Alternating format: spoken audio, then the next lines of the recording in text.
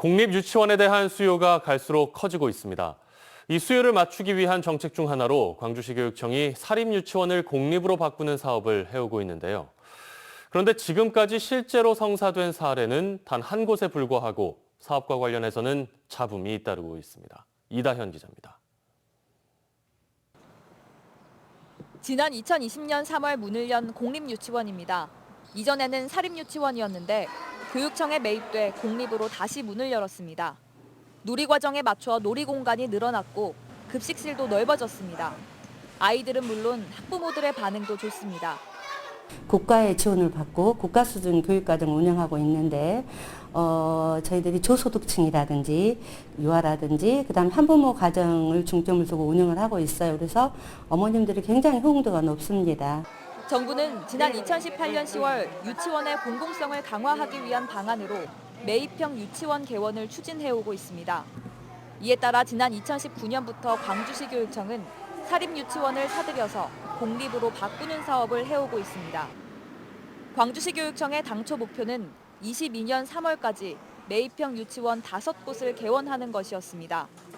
그런데 지금까지 성사된 사례는 단 한 곳에 그치고 있습니다.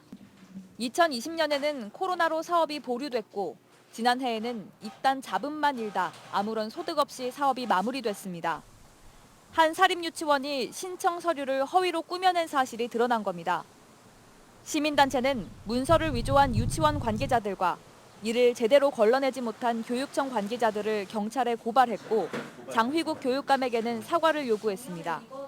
수사 결과가 진전된 상황에서 그 누구도 책임지지 않고 있는 이러한 상황들, 이렇게 사회적 논란이 더 커지기 전에 교육감이 입장을 밝히고 대시민 사과를 해야 된다고 생각을 합니다.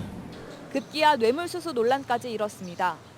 해당 유치원 사업자가 지인을 통해 매입형 유치원 선정위원으로 있던 최영환 광주시 의원에게 수천만 원에 달하는 뇌물을 전했고 실제로 선정까지 됐던 정황이 발견된 겁니다.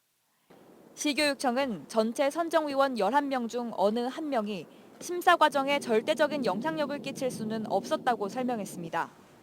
하지만 결과적으로는 각종 논란 끝에 최종 전환은 잇따라 무산되면서 난감한 상황을 피할 수 없게 됐습니다.